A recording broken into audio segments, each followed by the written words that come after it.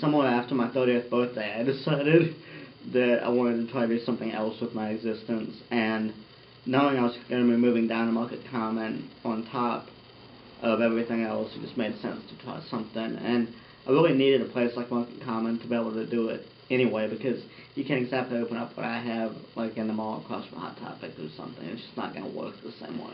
Seeing all of the other great art that was out there that wasn't your lighthouses and seagulls, that kind of thing, and then realizing through the years that the only place I was seeing any of that was at art shows.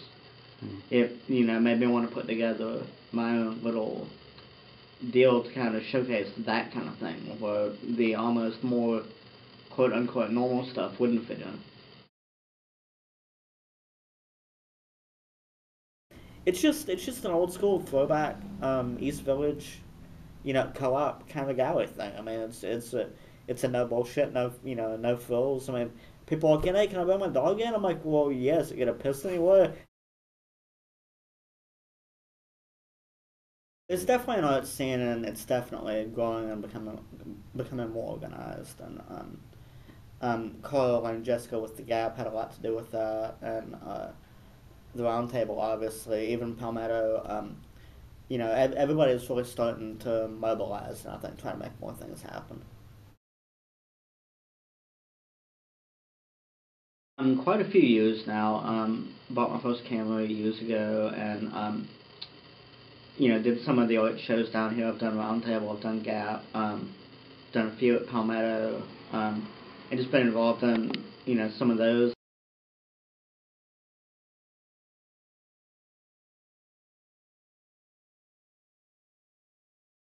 Definitely a cultural problem. Kind of what I was telling you earlier before Cameron came on. It's almost like we're in our own little microcosm still that is still under, you know, somebody else's thumb right now, and still trying to create our own identities down here, which I think we're doing more and more. There's absolutely no reason that we couldn't become, a Savannah or a Charleston, because, I mean, we have all the talent that they do, and we have a beach. So, I mean, it should be easier to get people more attracted to this part of the South versus, maybe something that's got a little bit more history like Charleston.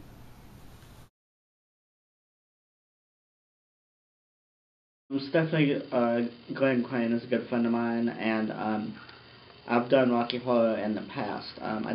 I was involved with it a few times back at House of Blues when they did it, and I mean there's a lot of theater kids down here. There's a lot of kids from the academy that are into that kind of thing. And Stephanie and myself just decided a few months ago with Scott Michael Saba and a few other people to actually get a troupe together again. And I mean, we're just coming off two successful, basically sold out shows the other night over drinks. So there's definitely a market for that down here too.